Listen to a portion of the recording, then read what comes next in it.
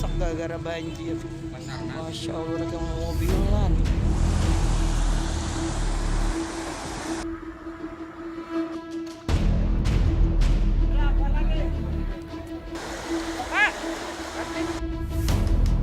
Awal 2005, tiba-tiba masih banjir. Terik, panas, tidak ada hujan, tidak ada angin, tiba-tiba rumah masuk air. Masuk air waktu itu di rumah sekitar sepinggang deh. Sepinggang sampai sedada. Nah, barang-barang saya ngapung semuanya. Saya tidak sempat menyelamatkan barang-barang, surat-surat berharga. Kenapa tidak ada pemberitahuan dini dari pemerintah? Kenapa tidak ada early warning systemnya gitu kan? Nah, itu saya berpikir ini harus ada yang harus dilakukan.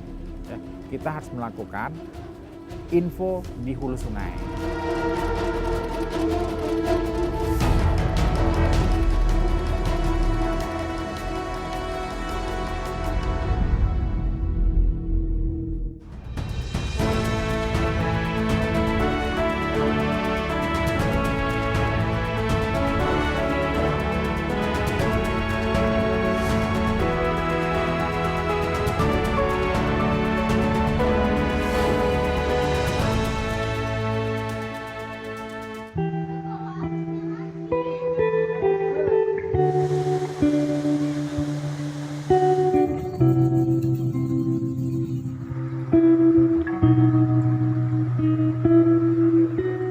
Merana, lelah, dan terbiasa. Kata ini pun belum cukup untuk menggambarkan keadaan masyarakat Kota Bekasi dan Kabupaten Bogor yang kerap dilanda bencana banjir. Bukan hanya banjir biasa, tapi banjir besar hingga 4 meter yang menggulung seisi rumah dan menyesakkan hati. Banjir memang kerap dialami warga setiap tahun. Namun dalam 6 tahun terakhir, terjadi 3 banjir besar yang melanda wilayah pinggir ibu kota ini, yaitu April 2016, Januari 2020, dan yang terakhir pada Februari 2022. Di Kota Bekasi misalnya, berdasarkan data dari BPBD Kota Bekasi pada April 2016, 89 titik di 12 kecamatan terendam banjir. Di tahun 2020, 93 titik di 12 kecamatan terendam banjir. Namun di tahun 2020 ini banjir terjadi lebih parah dan bahkan menelan korban jiwa sebanyak 12 orang karena terbawa arus hingga tersetrum listrik. Di Februari 2022, banjir juga kembali mengendangi Kota Bekasi dan perbatasan Kabupaten Bogor yang letaknya saling berdekatan. Di Desa Bojong Kulur, Kecamatan Gunung Putri, Kabupaten Bogor salah satunya. Banjir merendam perumahan dan menyisakan lapisan lumpur tebal yang pembersihannya pun masih dilakukan hingga di minggu ketiga pasca banjir. Dari 29 RW yang ada di perumahan yang letaknya di bawah itu tinggal menyisakan 3 RW saja yang tidak terkena banjir. Artinya dari 29 RW itu 26 RW terdampak banjir. Datangnya banjir dari hulu tidak dapat dicegah, namun persiapan dapat dilakukan. Masyarakat mendapatkan informasi peringatan dini banjir dari Komunitas Peduli Sungai Cilengsi dan Cikeas atau KP2C. Ketika sekarang ada KP2C, ini pengaruhnya apa, Pak? Ya, KP2C itu adalah sangat menolong khususnya bagi saya dan juga lingkungan sini.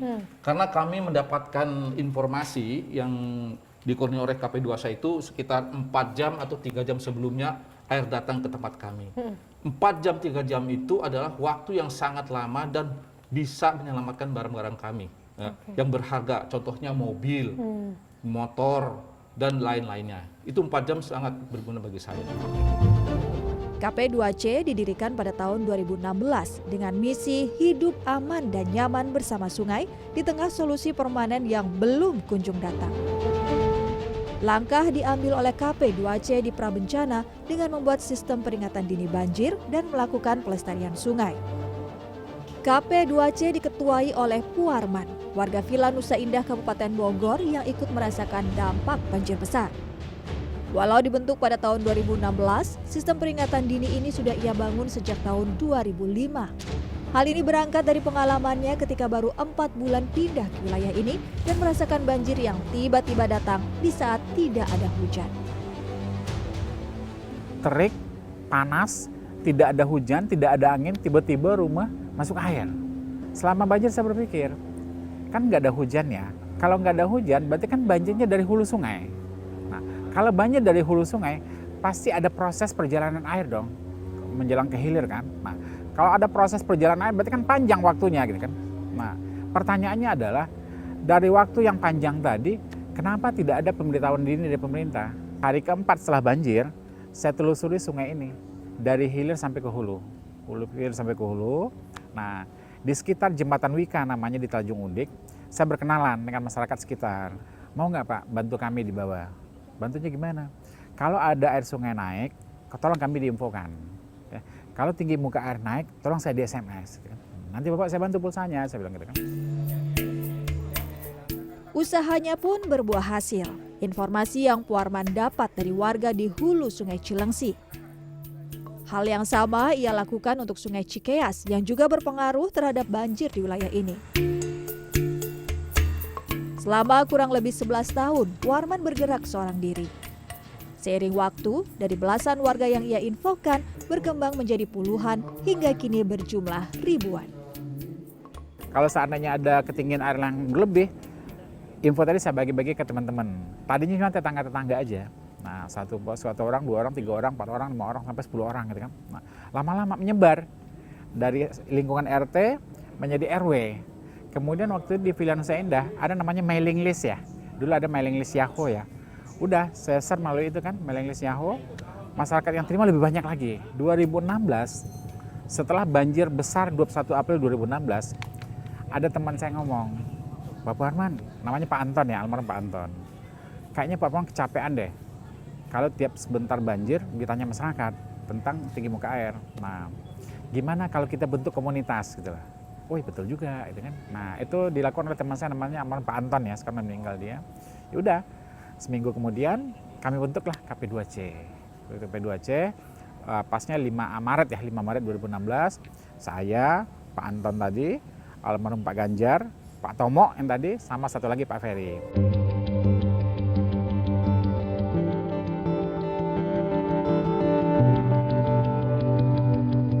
KP2C pun berkembang dan di awal tahun 2020 sudah beranggotakan 32.000 anggota yang tersebar di sepanjang Sungai Cilengsi, Cikeas, dan Kali Bekasi. Anggota KP2C merupakan warga korban banjir yang lelah namun tidak pasrah dengan bencana langganan banjir yang kerap menghantui. Banjir yang mengenangi wilayah ini memang sangat kompleks penyebabnya. Sudah terjadi sejak dulu, namun kini semakin parah. Pembangunan di hulu hingga hilir sungai juga menjadi faktor utama karena mengurangi kemampuan resapan air. Sekarang kalau misalkan tadinya ketika hutan masih banyak, itu dari hujan yang turun itu 80% itu akan meresap ke dalam tanah. 20% menjadi limpasan permukaan. Ketika hutan ini berubah menjadi kawasan permukiman, menjadi kawasan industri, maka ini kondisinya akan berubah dan mungkin malah jadi kebalikannya. Nah, ini kami punya beberapa kajian yang menunjukkan kecenderungan itu. Jadi misalkan debit banjir yang tadinya itu hanya sekitar 50 meter kubik per detik itu berubah menjadi sekitar 75 sampai 100 meter kubik per detik. Jadi peningkatannya itu antara 150 sampai 200%. Ya, peningkatan debit banjir untuk kondisi hujan yang sama. Perubahan tata guna lahan di wilayah Bekasi, Bogor, dan sekitarnya terlihat jelas sejak tahun 1972 hingga 2020. Dapat dilihat dari peta berikut. Gambar berwarna hijau menandakan lahan hijau, sedangkan yang berwarna merah menandakan lahan bangunan yang dibangun. Perumahan, permukiman, industri mengisi bagian dari hulu hingga hilir baik di Sungai Cilengsi, Cikeas, dan Kali Bekasi. Tentu solusi terkait ini tidaklah mudah, namun semua bisa diatasi bersama dengan dukungan seluruh lapisan dari pemerintah dan masyarakat. Ujung dari semua ini berdampak pada banjir yang harus ditanggung oleh masyarakat di hilir. Solidaritas dan gotong royong menjadi pondasi kuat hidup berdampingan dengan banjir. Menunggu solusi permanen yang diharapkan segera hadir.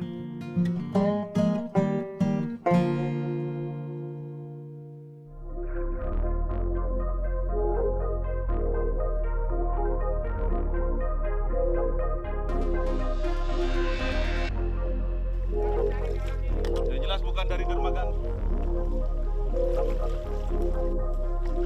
KP2C juga rutin melakukan susur sungai. Sumbatan-sumbatan yang sudah ada itu langsung dibersihkan, tidak sempat menumpuk. Itu mencegah terjadi banjir bandang.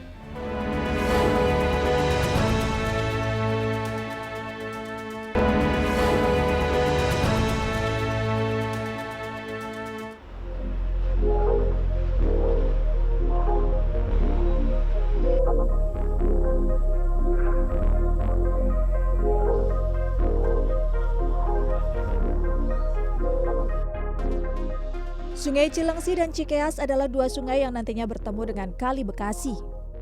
Gunung Gelis adalah hulu dari Sungai Cikeas dan Gunung Pancar adalah hulu dari Sungai Cilengsi. Keadaan sungai dan Kali Bekasi dari tahun ke tahun pun berubah. Sedimentasi lumpur di sungai kini semakin tebal sehingga tinggi muka air semakin naik. Sedangkan berdasarkan informasi yang didapat dari KP2C, pengurukan sungai belum dilakukan lagi sejak 1971. Tanggul-tanggul di sepanjang aliran sungai dan kali sudah tidak mampu menahan tekanan debit air yang begitu tinggi ketika banjir datang. Sistem peringatan dini KP2C mendata jalannya air yang datang dari hulu Cilengsi dan Cikeas. Ada 7 titik yang dipantau CCTV KP2C. Dari pos pantau di Cibongas yang dialiri Sungai Cilengsi, butuh waktu 6 jam untuk air sampai di titik pertemuan dua sungai. Sedangkan untuk Sungai Cikeas membutuhkan waktu 8 jam.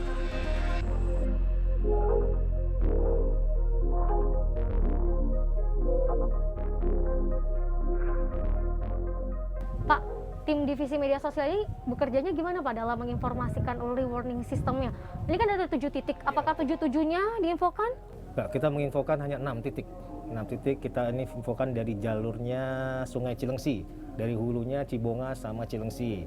Kemudian di jalur Sungai Cikeas itu kita di Cibinong sama di Cikeas. Kemudian di P2C karena kita ada 2, sebenarnya 3, tapi kita infokan 2 yaitu di yang untuk ke telemetri sama view-nya.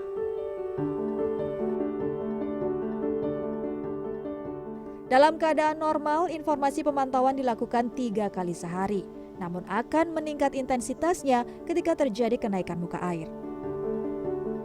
Adapun pengaturan siaganya dibagi menjadi 4, yaitu normal, siaga 3, siaga 2, dan siaga 1.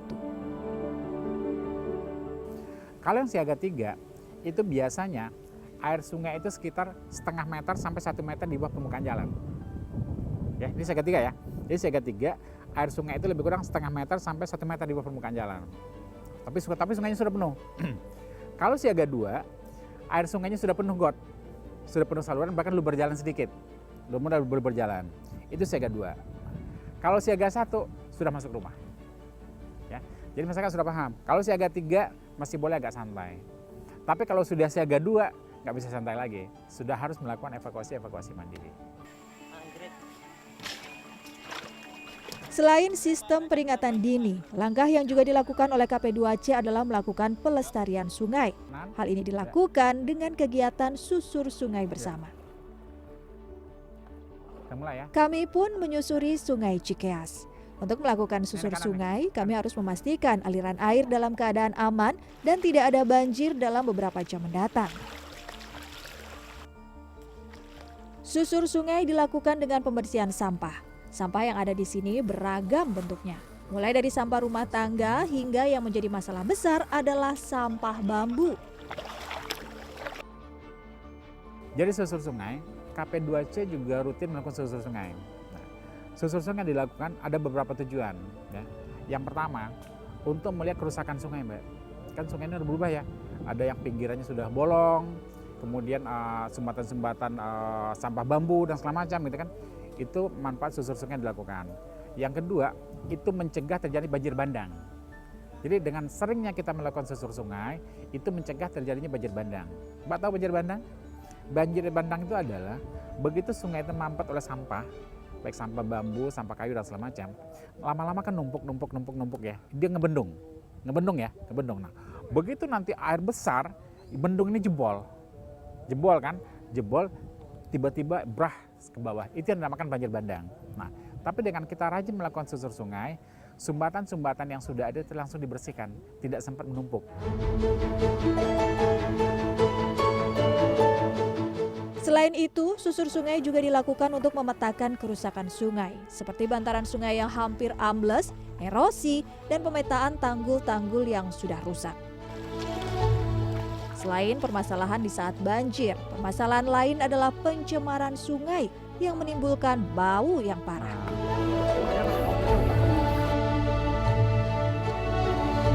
Untuk Sungai Cilengsi itu persoalan pencemaran yang lebih kepada industri, Mbak.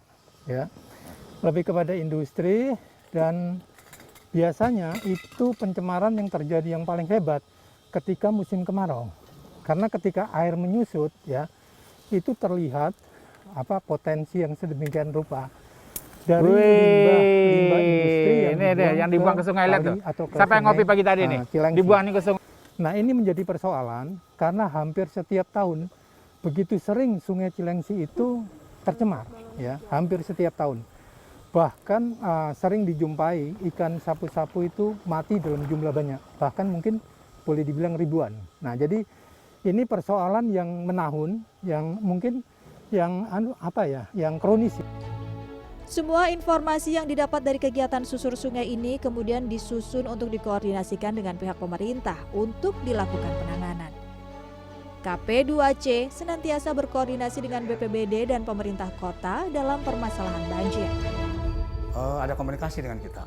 Nah, kalau namanya di bencana kan ada relawan, ya. Relawan juga sama. Relawan peduli yang pada saat kejadian bencana, kalau relawan kan pada saat kejadian turun ke lapangan, ikut membantu, ikut evakuasi. Kalau relawan sama, kalau KP2C kan dari sebelumnya, sebelum itu ada banjir, menginformasikan bahwa ketinggian air di Cibongas sekian, di Bogor sekian, Cilengsi sekian gitu. KP2C menyadari banjir merupakan permasalahan yang harus ditanggulangi dan dicari solusinya bersama. Masyarakat dan pemerintah harus saling mengingatkan, bergerak beriringan agar permasalahan banjir tak lagi datang. Dia akan membuat material ini nggak mudah nih membersihkannya dan sangat sulit.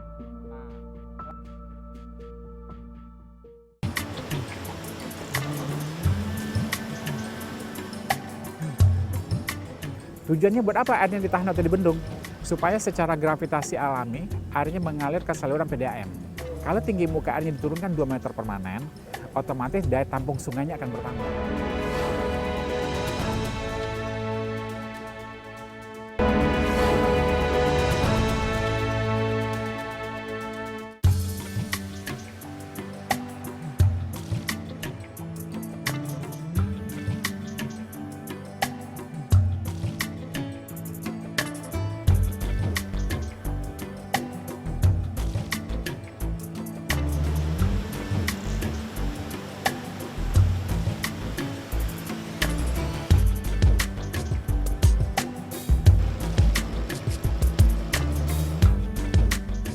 Setiap pagi, siang, dan malam, warga mendapat update informasi terkait tinggi muka air dan cuaca di akun media sosial KP2C. Hal ini cukup membuat tenang sementara waktu, walau puluhan ribu warga menantikan hari-hari tanpa berpikir kapan banjir akan datang tiba-tiba. KP2C menyadari peringatan dini saja tidaklah cukup. Masyarakat menginginkan penanganan dan solusi. KP2C pun menjadi jembatan antara masyarakat dengan pemerintah. Komunikasi juga terjalin antara KP2C dengan Balai Besar Wilayah Sungai Ciliwung dan Cisadane atau BBWSCC PUPR. Respon cepat diberikan terhadap permasalahan banjir seperti penanggulangan tanggap bencana. BBWSCC menyediakan pompa air untuk penanganan saat banjir dan membuat tanggul sementara. Namun solusi permanen tentu dibutuhkan. KP2C telah menyuarakan normalisasi sejak tahun 2016 dengan melakukan pelebaran, pengerukan, dan penanggulan permanen. Hal ini pun berbuah hasil. Di tahun 2021, normalisasi mulai dilakukan di Kali Bekasi dan hingga kini masih dalam proses pengerjaan. Namun, normalisasi tidaklah cukup di hulu, tapi juga diperlukan di hilir Cilengsi dan Cikeas. Hal inilah yang kini sedang diperjuangkan. Kalau untuk yang permanen, maka kita harus mengikuti siklus dari tahapan pembangunan, yaitu yang kita sebut dengan SIDLACOM. SIDLACOM,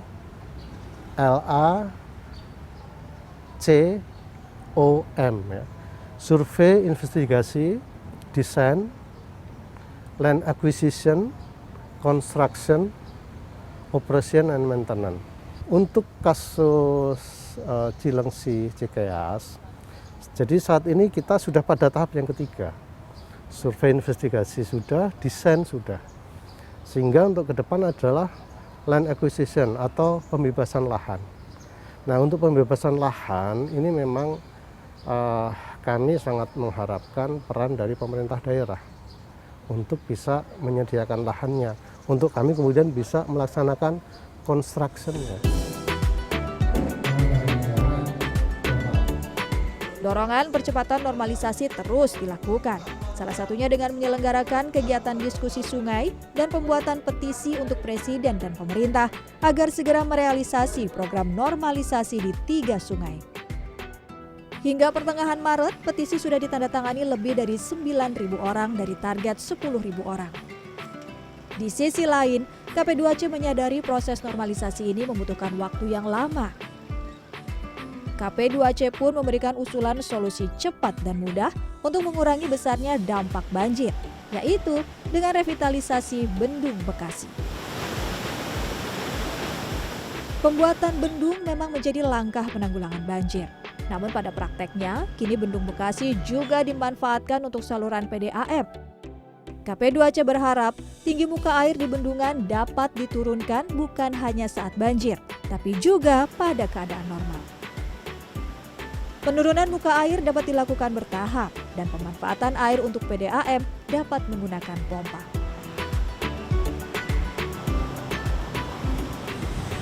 Ketinggian muka air di sana ditahan 18,5 meter di atas permukaan laut. Nah, tujuannya buat apa airnya ditahan atau dibendung? Supaya secara gravitasi alami airnya mengalir ke saluran PDAM. Oke, kalau airnya turunkan 50 cm aja, PDAM-nya nggak berfungsi, nggak jalan. Nah, kita minta supaya tinggi muka air ini diturunkan permanen 2 meter. Ya. Kalau tinggi muka airnya diturunkan 2 meter permanen, otomatis daya tampung sungainya akan bertambah.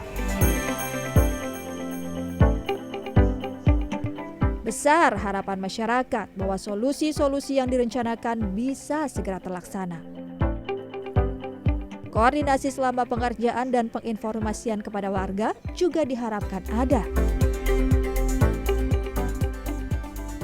Ya, harapan kita berterima kasih kepada KP2C, kita bersinergi supaya Pondok Mitra Lestari maupun tetangga sebelah PPA dan Jaka Setia sebelah, saya kira terbebas dari banjir ini, dari ancaman banjir setiap tahun. Peran serta masyarakat dari hulu hingga hilir juga tidak kalah penting. Hal ini dapat dilakukan dengan tidak membuang sampah sembarangan ke aliran sungai. KP2C menjadi bukti dan contoh bagaimana seharusnya fungsi masyarakat menangani permasalahan lingkungan yang ada. Hal ini menjadi gambaran bahwa menunggu bukanlah solusi dan bukan hanya bersuara, tapi juga memberi aksi.